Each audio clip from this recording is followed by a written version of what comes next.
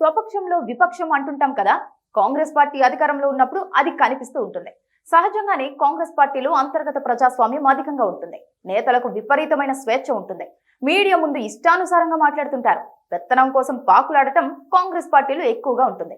నేతలు ఎవరికి వారు యమునా తీరే అన్నట్టుగా వ్యవహరించడం వల్ల పార్టీలో ఉన్న అంతర్గత వ్యవహారాలు బయటపడుతుంటాయి. కొన్ని సందర్భాల్లో ప్రభుత్వంలో జరుగుతున్న వ్యవహారాలు కూడా బయటకు వస్తుంటాయి. దీంతో అటు ప్రతిపక్షాలకు ఇటు మీడియాకు కావలసినంత సరుకు దొరుకుతుంది.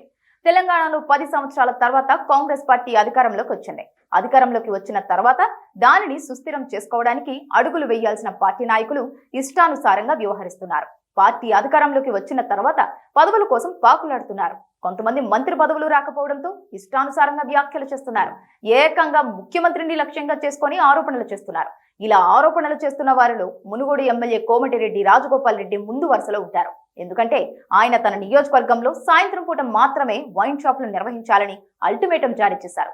తనకు మంత్రి పదవి ఇవ్వని అధిష్టానంపై ఆగ్రహం వ్యక్తం చేశారు. రాష్ట్ర నాయకత్వంపై కూడా అవకాశం దొరికిన ప్రతి సందర్భంలోనూ విమర్శలు చేస్తూనే ఉన్నారు. తాజాగా కోమటిరెడ్డి రాజగోపాల్ రెడ్డి ఒక అడుగు ముందుకేశారు. తెలంగాణ ప్రభుత్వంలో జరుగుతున్న వ్యవహారాలను బయటపెట్టారు. ఏకంగా 20 మంది ఆంధ్ర ప్రాంతానికి చెందిన వారు తెలంగాణ ఖజానా మొత్తాన్ని దోచుకుంటున్నారని ఆరోపించారు. వారి వివరాలు మొత్తం తన వద్ద ఉన్నాయని సంచలన వ్యాఖ్యలు చేశారు.